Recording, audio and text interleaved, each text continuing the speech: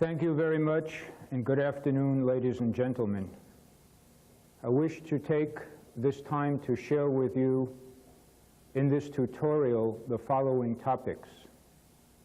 Number one, we will go over some of the significance of microscopy in the development of the biomedical sciences. Number two, we will go over the basic optical and mechanical properties of confocal microscopy, describe to you several of the systems and how they evolve and what they can do. Then we will cover some aspects of fluorescence, imaging techniques in confocal microscopy. We shall then move on to 3D microscopy, and we will end with a discussion of in vivo confocal microscopy. I would like to begin by reading a few words from a paper published in 1971 by Davidovich and Egger. The paper was called Scanning Laser Microscope for Biological Investigations. And I quote, "After more than 100 years of intense investigation, the forms of many fundamental cell types in living vertebrates are still unknown. This is due to the unsolved technical problem in microscopy. The problem arises from the necessity of making observations with incident light of an object with low optical contrast embedded in a thick translucent body, for example, a nerve cell within the brain. Conventional microscopy is unsuitable for this object." The authors go on that a recently designed scanning microscope, they're referring now to the work of Petran and Hodrovsky, has been developed using a rotated disc which removes unwanted reflections and makes possible limited observation of the brain. However, with this microscope, in biological applications, as little as 1/10,000,000th of the light incident on the object reaches the eyepiece. Therefore, the image quality is unsatisfactory for biological investigations. So what I'd like to do is show you now some of the progress that has been made addressing this fundamental problem which was clearly defined by these authors.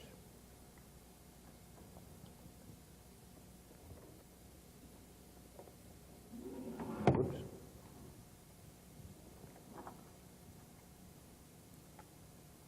So the first part, we're going to look at the development and the significance of microscopy in the biomedical sciences. This is the brain, and this is the eye, for those of you who are not anatomically inclined. This is the cover of a book, which is in your library, which discusses many aspects of constructing optical electromechanical instrumentation for microscopy. And this is the man who we would like to start our trip through time with, Leeuwenhoek. Leeuwenhoek isn't here to tell us what we did, and we only know from writings what he accomplished. But as a minimum, I'd like to just elucidate some of the things that Leeuwenhoek saw with his single lens microscope using the sun as the source of light, and I will just enumerate some of them that are fascinating. He detected bacteria in dental plaque from human teeth. He saw red blood cells. He saw striations in skeletal muscle. He looked at pond water and saw single and multi-cell plant and animal life. He saw and recorded the motility of spermazoa. He carefully noted the lenticular fibers in the human ocular lens that we shall see 350 years later. We are only slightly better in resolution with an optical microscope than he was. He was able also to see that the anterior surface of the eye was composed of layers of cells, among many, many other contributions that he made to the field. And here's his microscope, which you all know and love. And here's where the object sits, and this is the mechanical stage for X and Y motion. And here is the single sphere, which is the lens, and at infinity is the sun.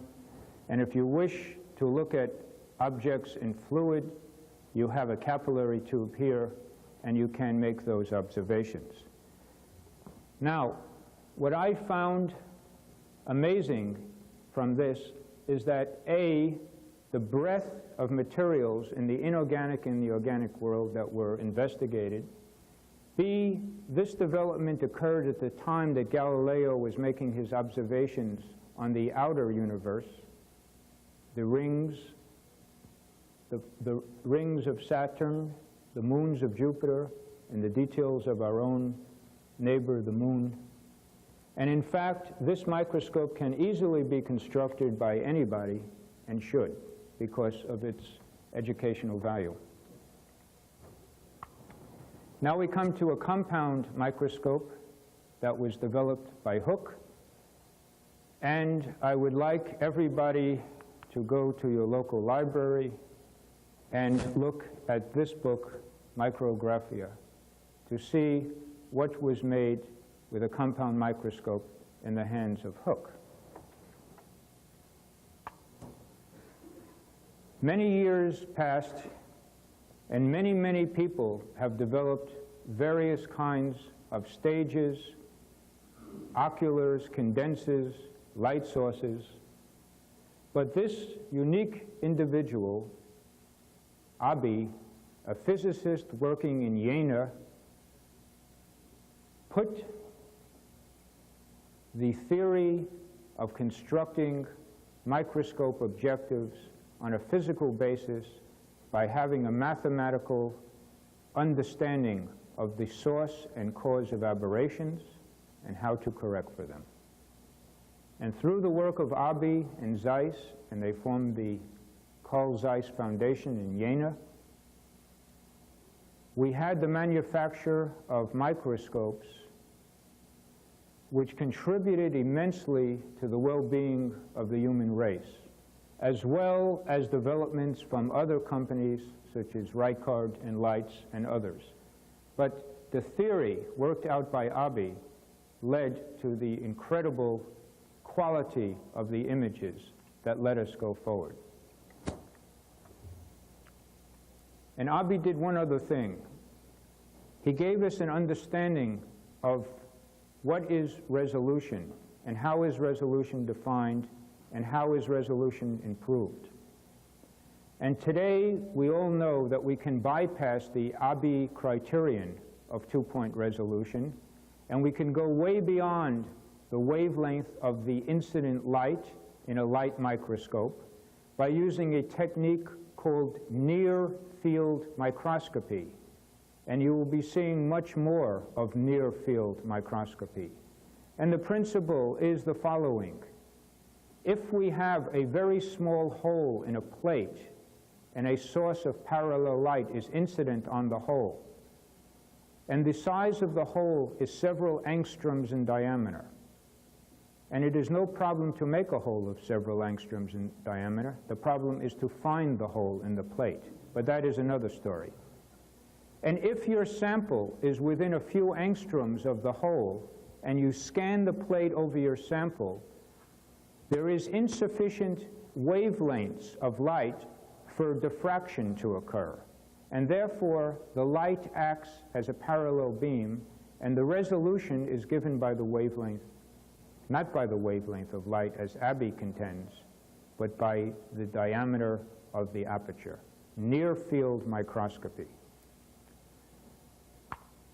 We know that the microscope, the light microscope, as well as the electron microscope, and I will not go over the history of the development of the electron microscope that is well documented, has played a great role in the development and the understanding of microbiology, pathology, anatomy, and cell biology, and it continues to this day.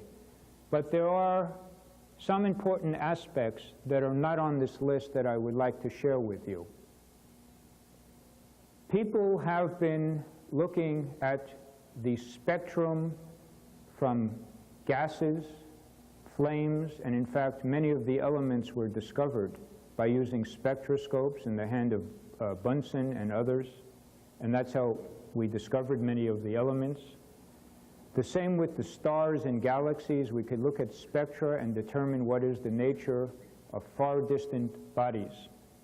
And in fact, if you look at the history of quantum mechanics and statistical mechanics and the work of Planck and Sommerfeld and all the people involved in the 19th and 20th century, the revolution that brought about quantum mechanics and wave mechanics, the fundamental information came from spectroscopy.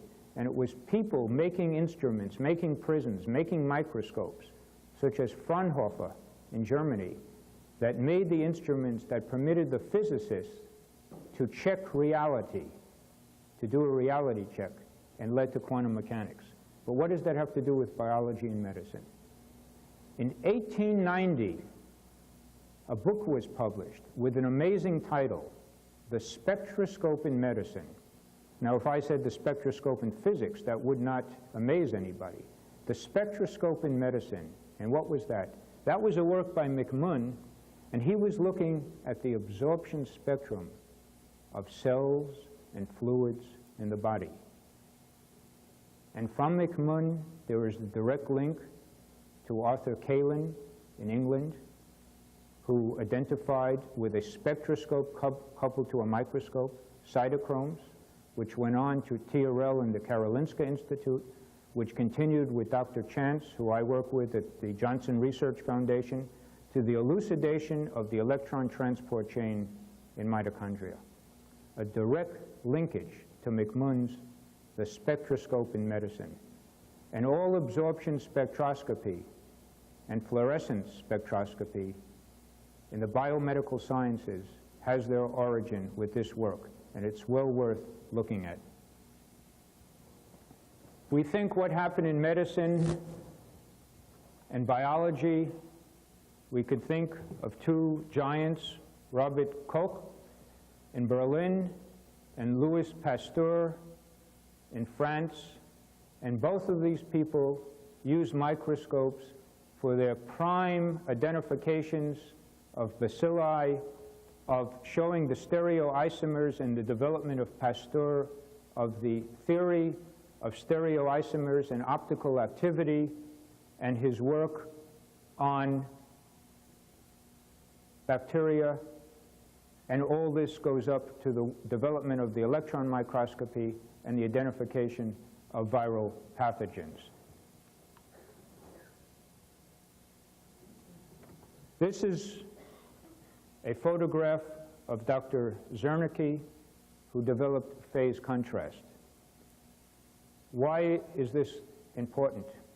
One of the problems that came about in microscopy, looking at living objects, was the lack of contrast in transparent material. And the brilliant work of Zernike gave us an optical way to induce contrast by changing the intensity for various regions through the method of phase contrast, and therefore permit the further advancement of biomedical sciences. And what I'm trying to show you is that medical questions, to many degrees, drove the development of technology, and in turn technology advanced the development of the biomedical sciences. And I think both of them are tightly linked, and both of them are important and synergistic.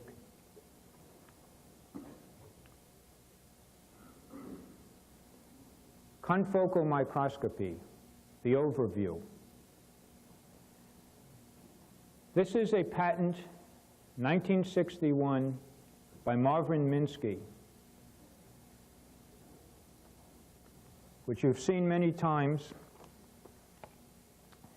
And in the journal Scanning, volume 10, number 4, 1988, Marvin Minsky wrote an article relating how he developed the confocal microscope and why he developed it.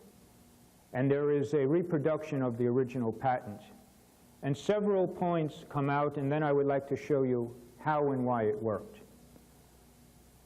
Marvin Minsky was driven by a question, in his own words, to understand the three-dimensional neuronal connections in the brain. And his concept was the following.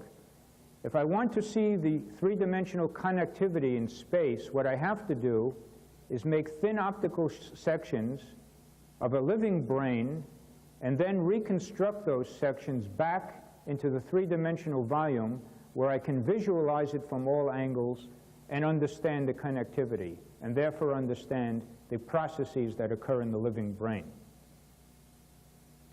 He built this microscope to solve the problem, and he showed it to quite a number of people with very little interest, but it stayed in the patent literature for 30 years or 20 years, and now we see the great renaissance on confocal microscopy.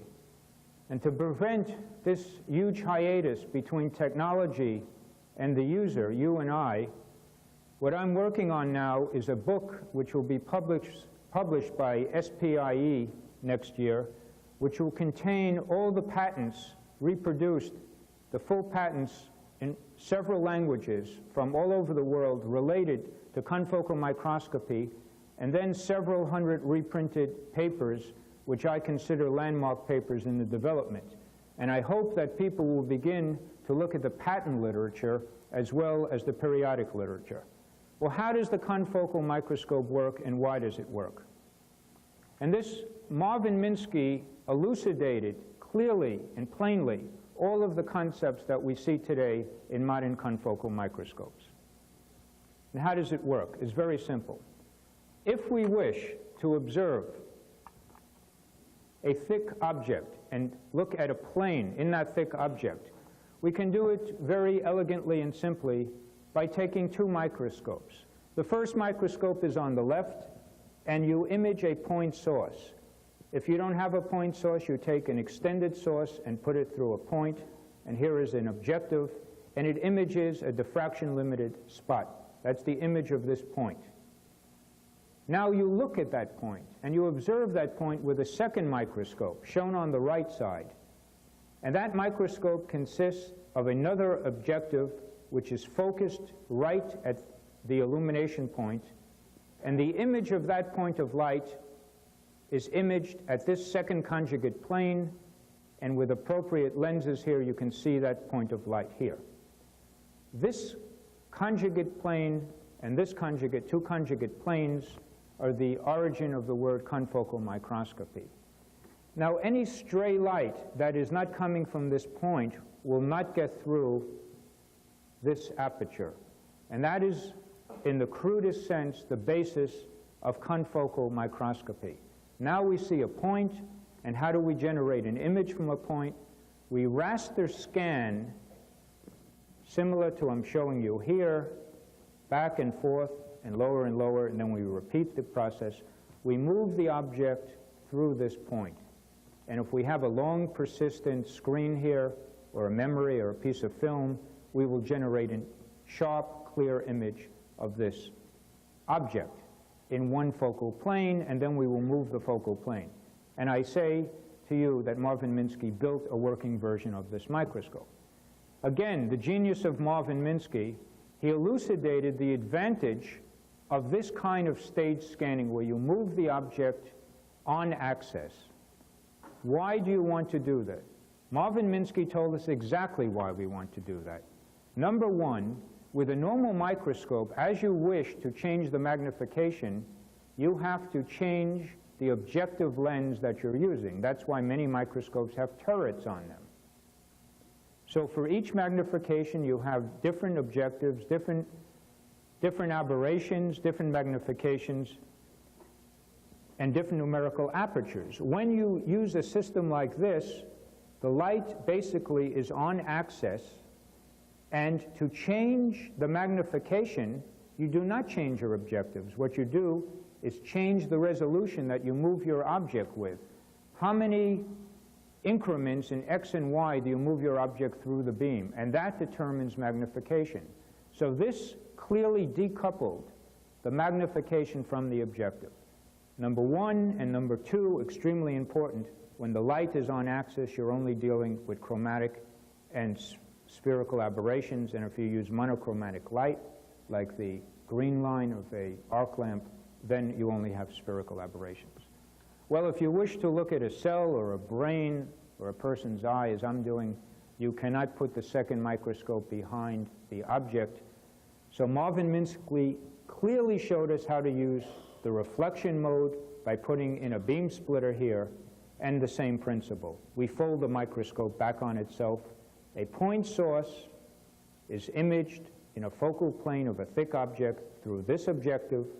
The light comes back, is reflected off the beam splitter or dichroic mirror, and in the second conjugate plane, this plane and this plane are conjugate planes. We have the image of this point source of light from this focal plane gets through the aperture. All other stray light does not get through the aperture. Principle again, a light source, two conjugate slits, the light comes down through your objective, it is focused on a focal plane, and the light comes back through the second conjugate aperture, and you detect it. If you are out of focus, the light will not get through the aperture, and you will not detect it. A confocal microscope compared to a standard microscope with a given objective for a fixed wavelength of light for a given numerical aperture will give you increased z-axis resolution and xy resolution.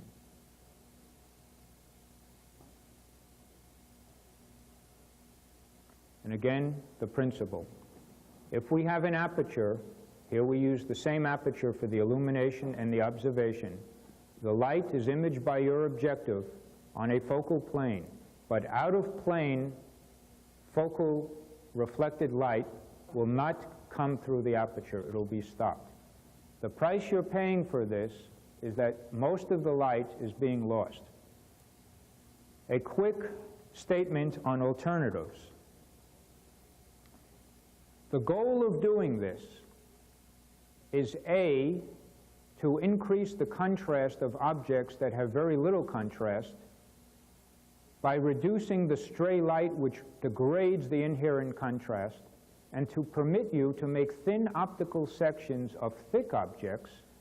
And I'll give you an example of my eye, a 0.5 millimeter thick cornea that I will show you nuclei and nucleoli in the living eye.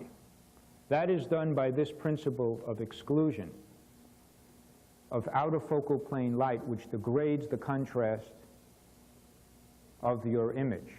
An alternative method is to use bright field microscopy, collect increments in the z-axis, move the stage 0.1 micron increments, collect a set of data which will be blurred and unsharp because of the contributions from out-of-focal plane light, and then use deconvolution in a computer to sharpen up those images. And there are several algorithms: maximum likelihood, nearest neighbor, and a complete total deconvolution of the stack to give you sharp images. And then you can reconstruct those sharp images in a computer. The end result is similar using different methodology. Now, the development of confocal microscopy depended very much on the commercial instruments that were developed, but I'm going to tell you in the next few minutes how to build your own confocal microscope in a few minutes. If you choose not to build your own, I'd like to show you some of the commercial systems. Now, what Minsky suggested we do is move the object. And in fact, scanning the object takes about 1 to 5 seconds. But we can have object scanning microscopes that move and give us an image within 1 second. What Edgar and Davidovich did is they had their objective moving over the object, and they produced an image in about 10 seconds. The alternative is to leave the object stationary, leave your microscope stationary, and scan the beam. And many of the systems operate in that mode. And there are two ways to move light. You could have a series of mirrors and deflect the beam in a raster scan over your sample. In fact, you're deflecting the beam over the back focal plane of your objective, which you want to fill completely. Or you could use a combination of mechanical and acousto-optical modulators to give you real-time confocal imaging, where you will see 30 frames a second, and when the object moves, you see it in real time. What you're giving up when you do this kind of approach is that you are no longer only on axis, and you have to deal with all of the aberrations that occur off axis, such as the coma and the spherical aberrations on axis, the chromatic aberrations, and basically all of the optical aberrations you have to deal with. And at this point, I'd like to say something about the design and manufacture of objectives for confocal microscopy. As far as I know, the objectives that are used today are standard microscope objectives. And I would make a plea for the manufacturers of microscope objectives to design special objectives uniquely for the needs of people that are doing confocal microscopy. Now here is one particular commercial system, and I show you this because the principle is generalized for many systems. Basically, this is a laser source that comes in, and it's folded many times, so the path length is roughly about 1.5 meters. This happens to be a commercial system. And therefore, the airy disk here is not in the order of microns, but is of the order of millimeters. And here's the photodetector. And therefore, instead of a small pinhole of 10 microns, we can use an aperture of millimeters to be the confocal aperture. And this is extremely important because with a very small aperture, if dust gets on a 10 or 20 micron aperture, you cause great problems to the optical quality. But if you're millimeters, it's really not relevant. Now, it may not be known to all of you, but my interest is imaging the eye, and I have searched the patent literature to find out what was the development of optical instruments since Helmholtz to optically section the eye. And it turns out that there is a parallel development of confocal microscopy without using the word confocal. And this will be elucidated in great detail in a paper in Applied Optics. Nevertheless, the people that are doing biology and material sciences were unfamiliar with the work being done by such people as Bayer and Goldman in Bern and Dr. Morris in Stanford and in the Institute of Ophthalmology, who developed real-time optical scanning systems that permit you to look at totally transparent objects such as the cornea. And for some reason, the community doing neurobiology and cell biology, not reading the eye literature, which would be extremely unusual, were unaware of these. And here is a patent by Bayer, and I met last year at the scanning meeting. And unfortunately, since this patent has been produced, it's a real-time slit scanning confocal microscope system. Since this patent has been developed, there has not been an instrument utilizing this. However, many other companies have come out in recent years with similar systems, and we see these commercial systems today. Here is a picture of NIPCO, and you'll hear about the NIPCO disc. In 1890, NIPCO developed a television system based on a spinning NIPCO disc which actually transmitted a television image several kilometers over a wire. About 50 years later, Mr. Bard in Edinburgh translated the patent into English and claimed to be the inventor of television. May the Lord be kind to Mr. Bard. The inventor of television is this man, Paul NIPCO. Based on the concept of the NIPCO disc, Doctors Petran and Hrdovsky, giants among others in the field of confocal microscopy, had a burning question. How can we look at ganglion in the living brain? The question that bothered Marvin Minsky. However, a totally different solution was achieved. They used a NIPCO disc, which is 6 centimeters in diameter and has holes of 100 microns in diameter arranged in a spiral. The exact concept of the television system of Paul NIPCO. And they built a microscope, and here you see the disc that rotates.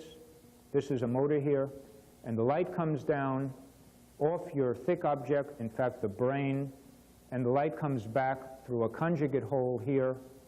These are conjugate holes, and you observe in real time living unstained tissue.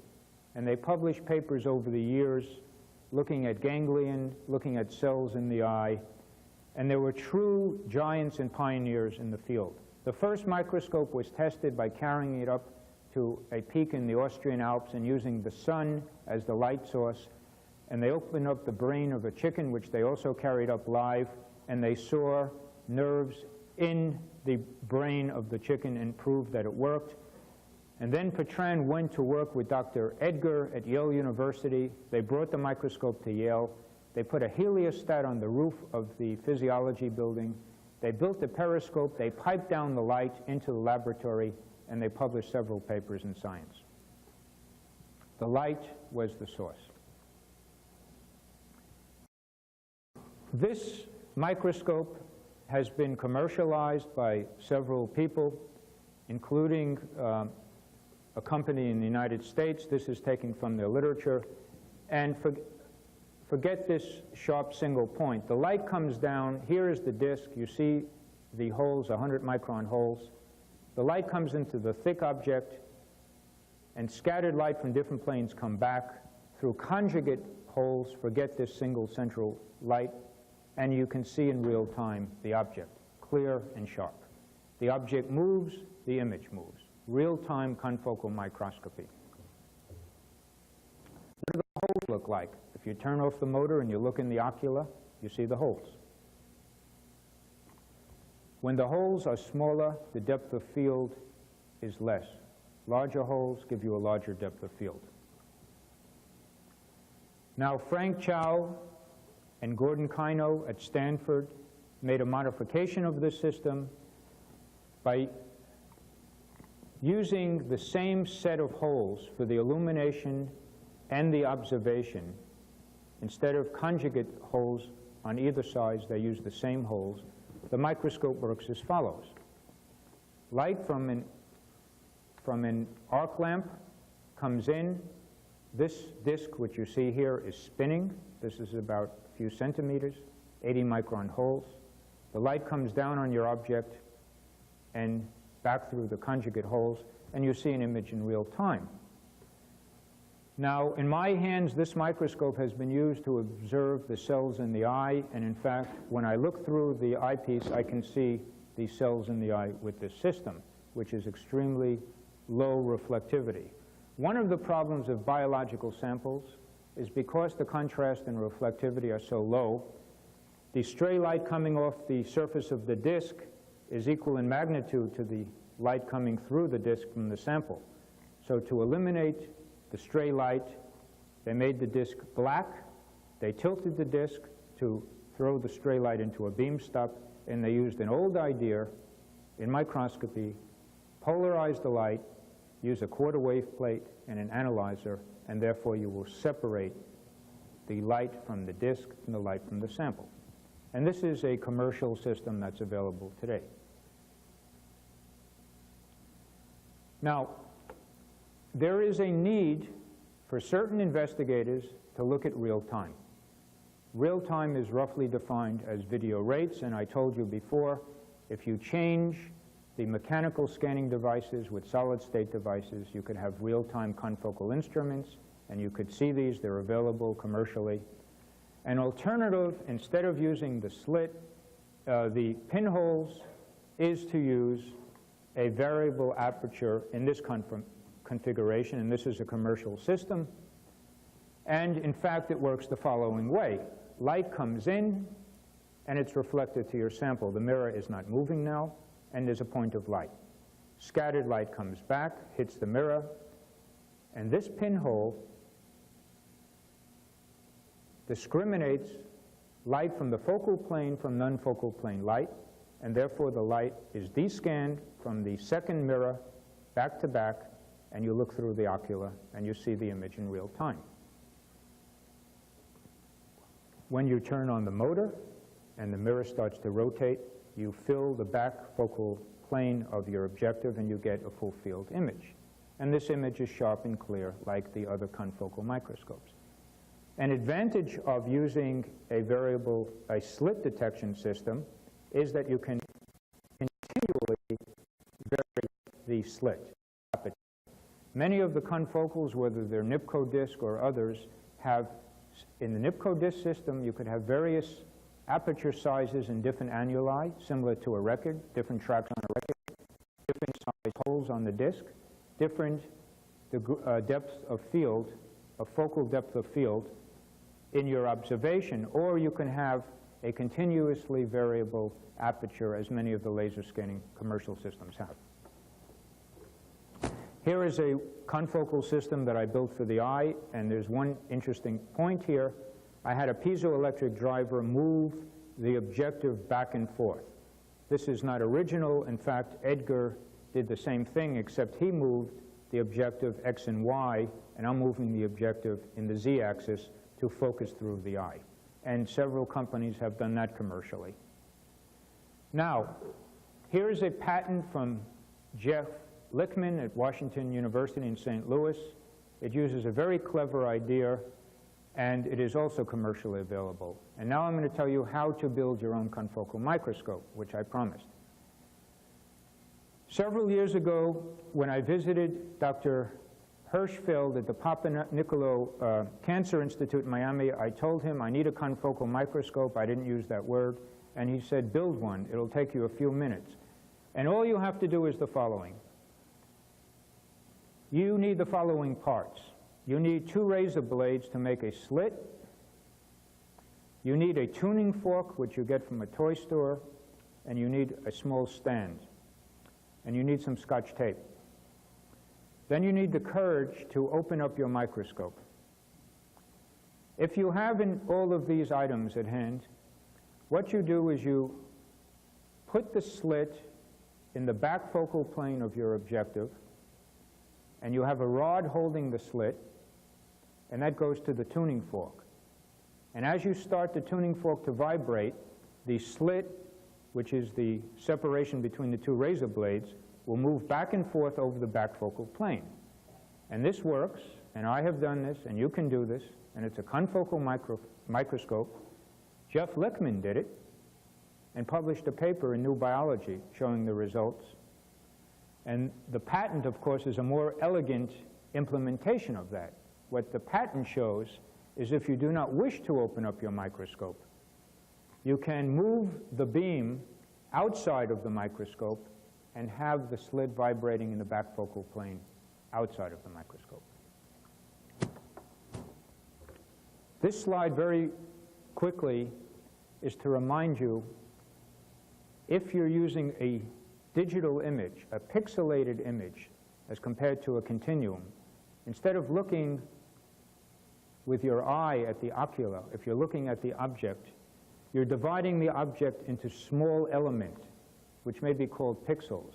Whether you do this with a CCD camera or with point scanning, you are dividing up a continuum into a series of elements that then when you look at it from far away, you see the image.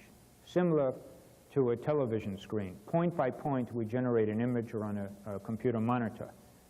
The one principle that I'd like to share with you is the following. There is a theorem called the Nyquist theorem from signal processing, and it can be generalized to more than one dimension, 2 dimensions, and it says the following. If we look at the spatial frequency in our object, the highest spatial frequency that we wish to detect, and spatial frequency can be thought of, it's given in units of line pairs per millimeter squared. And we could think of it as the following. We see the lines on the wall here, but imagine between every black line there are hundreds of black stripes. You can't see those stripes, but if you go close enough, you can see the stripes. The spatial frequency would be given by how many stripes there are per millimeter. The theorem tells us to detect a given spatial frequency, we need a spatial resolution of twice the highest spatial frequency that we wish to detect. If we have that, then we will not have aliasing, and we will get a true reproduction, a one-to-one correspondence between the object and the image that we see. So be careful when you choose your digitization. Now, having said that, let us shed some light on another topic.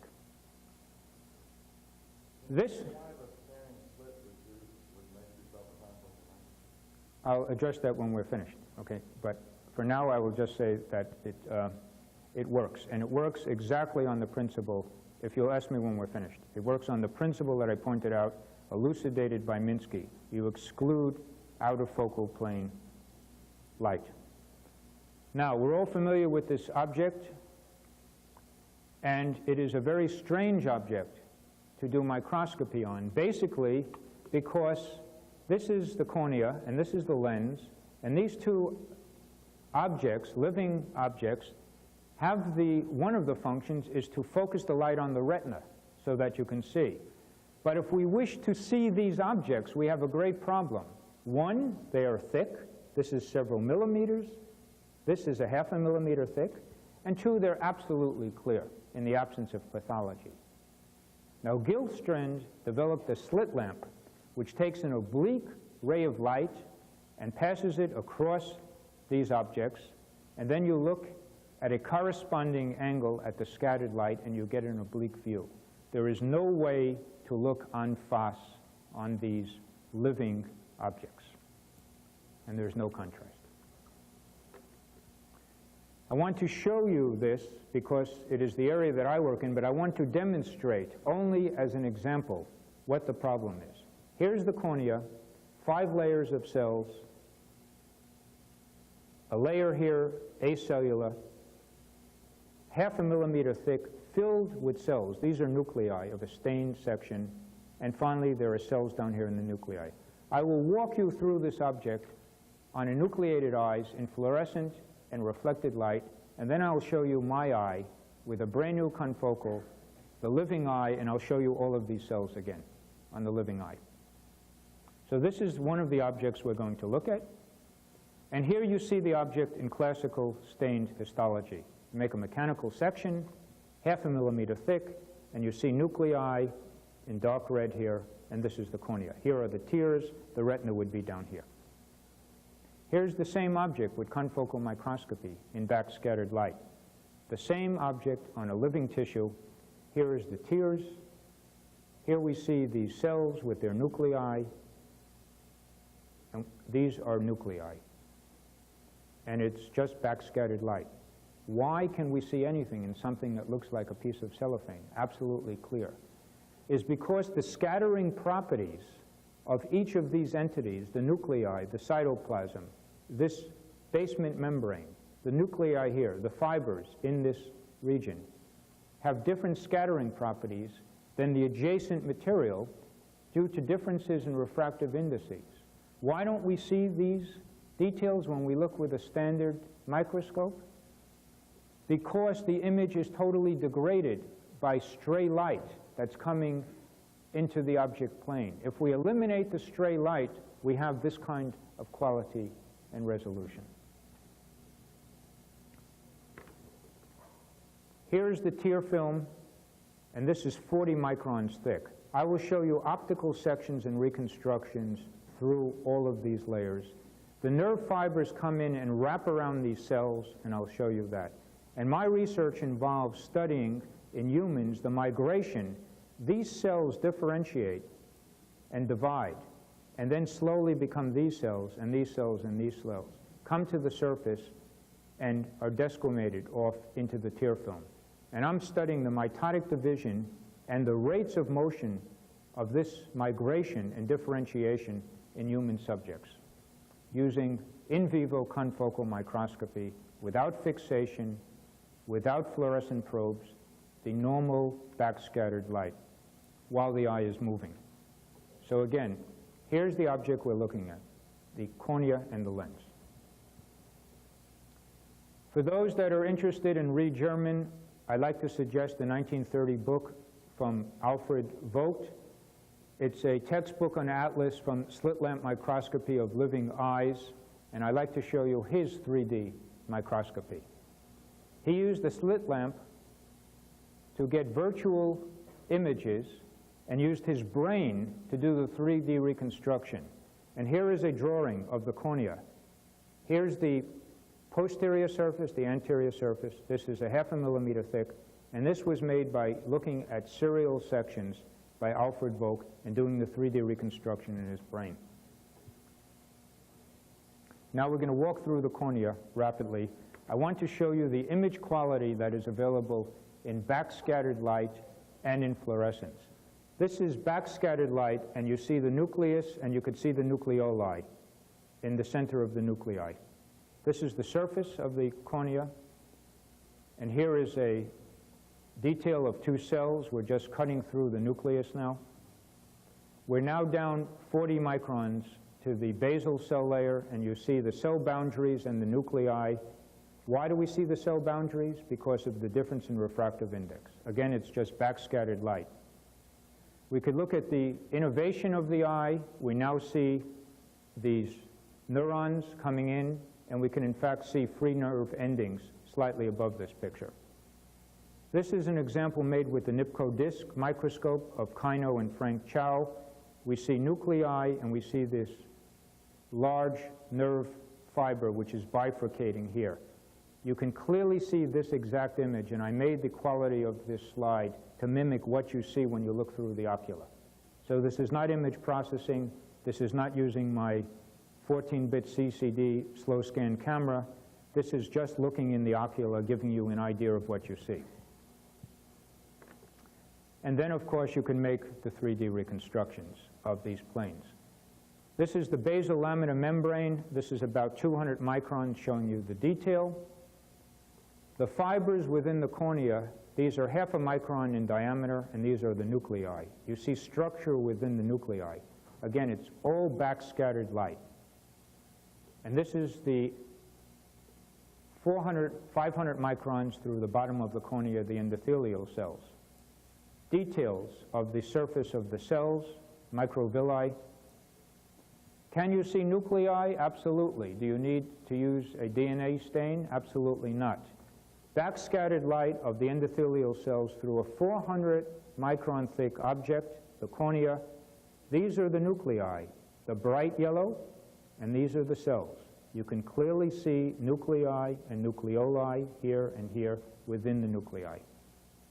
And you could do 3D reconstructions of these sections. Now let me show you what Leeuwenhoek saw 350 years ago. The lens is made up of lenticular fibers similar to a football. A fiber goes from one pole of the football to the other. And it's this unique arrangement which leads to the transparency. And the fibers are the story of your life. Before you're born, the first fibers start to form in the lens. Until the time of death, new fibers are constantly being laid down. So it's similar to a tree. This is the picture, typical picture, that is made in backscattered light of these lenticular fibers that Leeuwenhoek saw. They're 7 microns in diameter. Backscattered light, we're showing you the fibers, and this image was made through the cornea, a 0.5 millimeter thick, through the aqueous humor, through the lens capsule, through the lens epithelium, and about 100 microns into the ocular lens. And that's the image quality we have. And on our published work, we've actually shown, what you can't see here, the interdigitating regions that were clearly defined in electron microscopy, where these fibers join with the adjacent fibers. Now, this is looking at a fixed eye of a man who was 75 years old, and we see again the fibers that Leeuwenhoek saw. He could have looked at the same eye of a 75-year-old man, and these are the epithelial cells. Okay? It's only backscattered light we're looking at. Here are the fibers with the covering epithelial cells.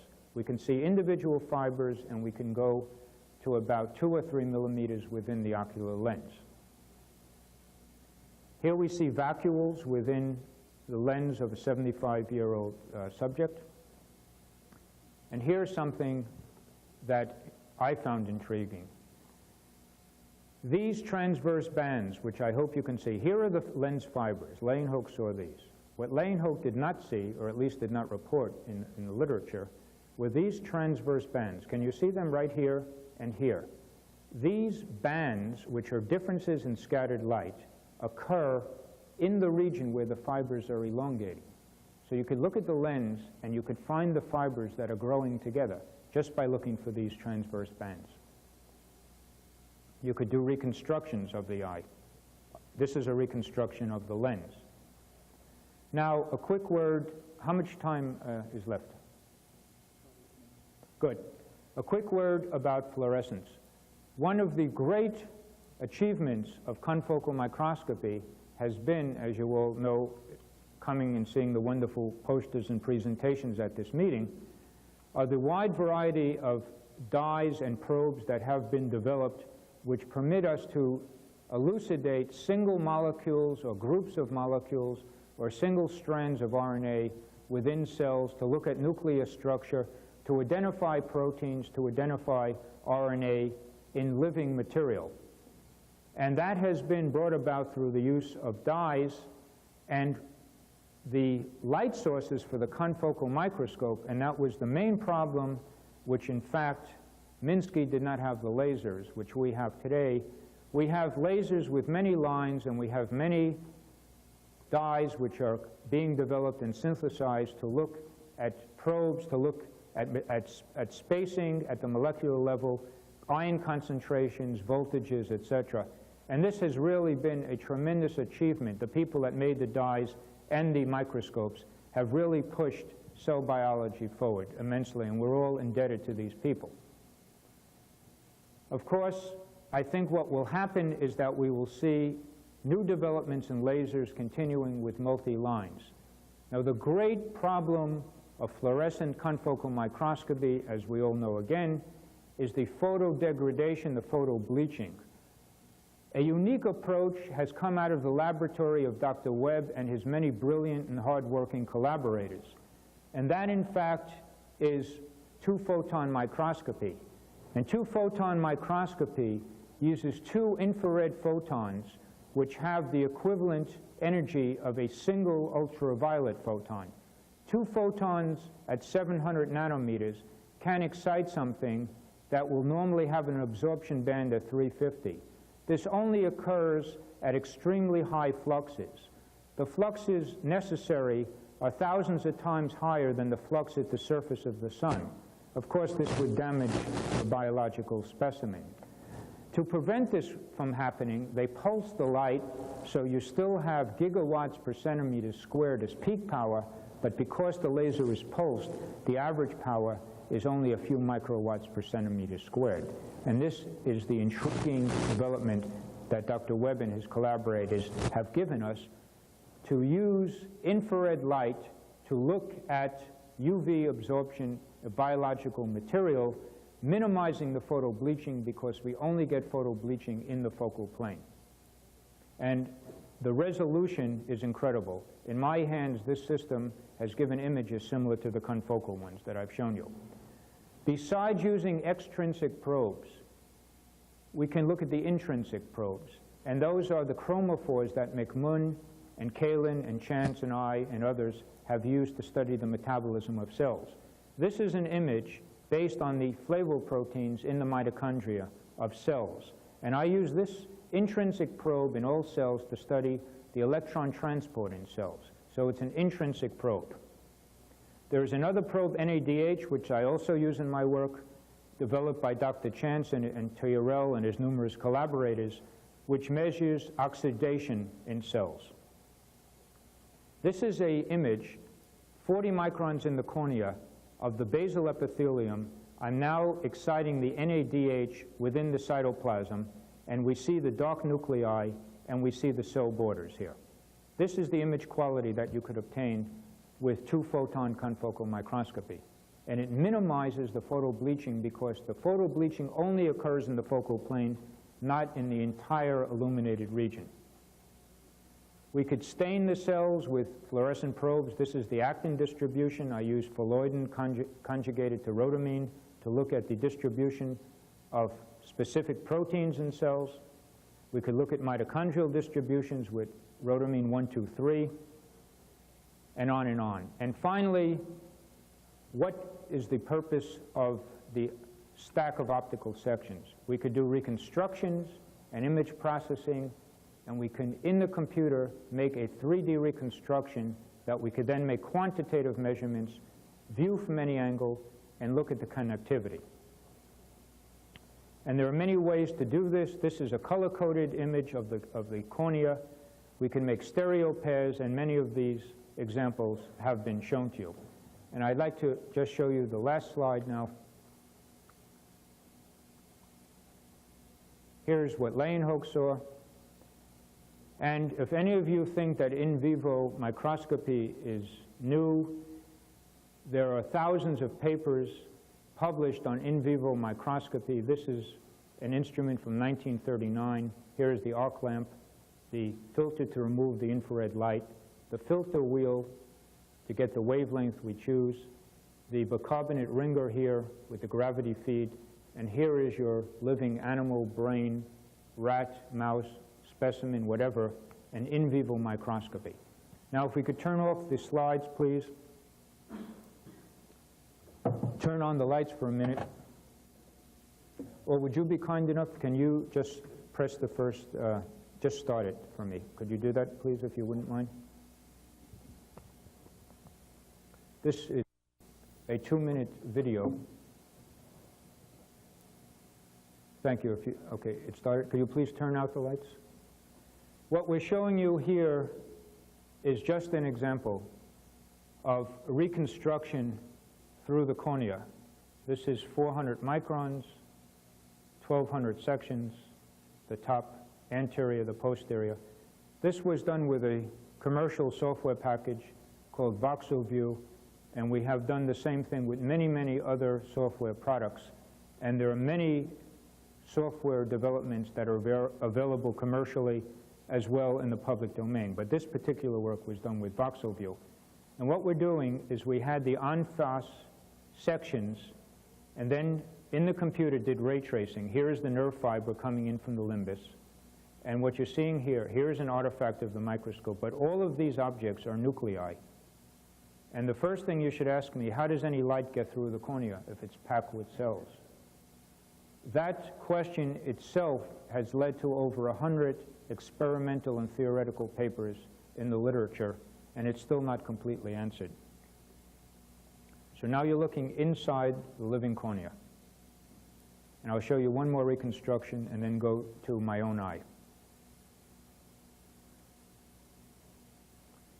This is a reconstruction that was made 400 microns below the surface. And these fibers that you see in here are half a micron thick. These are the nuclei.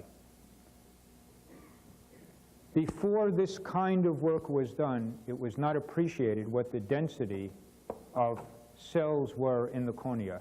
Because if you remember the stained fixed section that I showed you, the Z section, if you look at that, you get the improper estimation of the density of keratocytes in the cornea. Can we have the lights on, please, and stop that? Okay.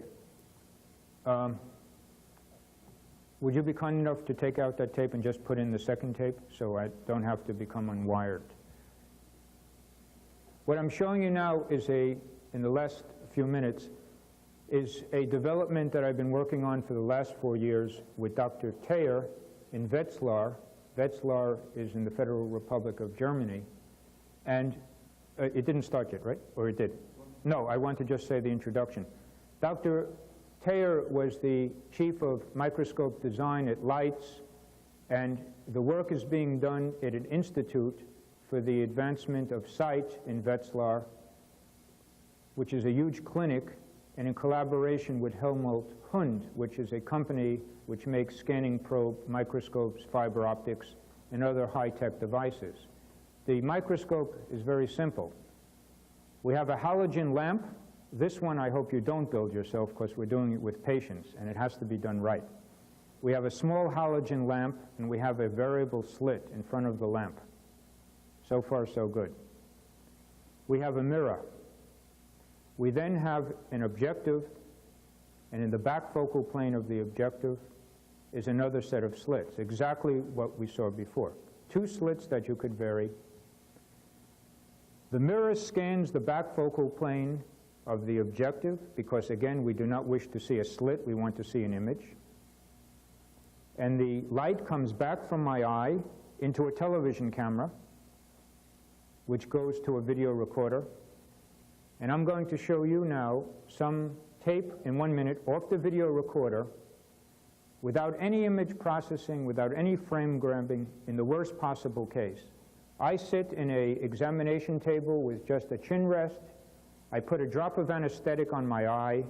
There is a drop of gel which matches the index of my eye to the standard microscope objective. You could use any objective that you wish. And with a joystick, you bring the microscope close to my eye. When you don't touch the eye ever, you touch the gel, and you make observations on video. Then if you turn a switch, a motor will move the microscope back and forth a millimeter, just scanning through my eye. And that's what I'm going to show you now. I have examined several dozen patients now, and I've had a technician examine my own eye. All of these eyes are clear, and there is no contact with the instrument. We feel that this technology will be useful for studying pathology and the normal development of the eye, and we hope it will be as prevalent and as readily available as a slit lamp. What you're seeing now, please turn on the video and turn out the lights, is the worst possible case. I'm using a objective of 50 power now, and we're scanning through my eye. Why do I say the worst possible case? Because, as you know, if you examine the eye with a slit lamp, at 50 power in the objective, the motion of the eye from the pulse and the microsaccadic motion will in fact cause tremendous problems. And how we analyze this, you just saw the endothelium. Now you're all experts on the eye. These are the nuclei of the cells. We'll let it go for a few minutes. And how I analyze this is the following. We just saw a nerve cell. I do single free frames, and I look at each frame, and I register the frames, and I stack the frames together, and I'm in the process now of reconstructing the lens and the entire cornea of 50 patients, 50 subjects. We'll just let it go for a minute. What are we seeing? Number one, is it a confocal microscope? Yes. It uses 2 slits. The light source, it happens to be monochromatic light, but you could use white light. It's a small halogen lamp. Do you need a laser? No. Is the microscope mechanically simple? Yes. The motor is now scanning back and forth from my eye. That's why it's jumping. This is not the motion of my eye, and I'm not trying to escape. It's still going. What we're looking at is the microscope scanning back and forth. You see the nerve fiber that just came in here? You can actually identify the subject by the plexes and the nerve fibers. The final thing I want to say about this now, I'm just showing you now 1 or 2 minutes of hours and hours of video recording. I'm not showing you the best or the worst. It's just the beginning of 10 tapes that I have. It's the first few minutes. And what we can see on here and on single frames, which you cannot appreciate unless you stop it, is free nerve endings, the superficial cells, the wing cells, the basal cells, the nerve plexes, going down into the lens. You could see the lens capsule, the lens epithelium, and the lens fibers. You could also see pathology in older subjects. This is only backscattered light. And the reason we see it, and we see the nerve fibers, it's just flowing now at video rates in real time. I did not slow it down. I did not do image processing. Those are the nerve fibers. Every frame is extremely sharp. Every single frame is extremely sharp. And we are registering the frames because of the saccadic motion, and then we'll do the 3D reconstruction. Can we please stop the video now? So that is only a few minutes. On Thursday, I will show you a totally different random section from, not my eye, but from another patient, to show you that there's nothing special. Now what I hope this shows you is that microscopy has evolved from the time of its origin in looking at living, live, unstained biological material. It has covered the full gamut from staining, fixation, histology, cutting, and all the problems involved, going back to where it came from, to looking at living cells, at living tissues. And I think we're going to see more and more of this aspect, as well as all the other things that we have covered. And I've only given you examples from my work, not because it excludes others. If you look at the references that I put in the proceedings, I listed books, sources, volumes, and papers. And if you look in any of my published work, there is extensive credit to all the other people in the field that are doing exactly the same thing. So we're not saying we're doing anything new or different. I'm only illustrating from my work confocal microscopy. Thank you very much.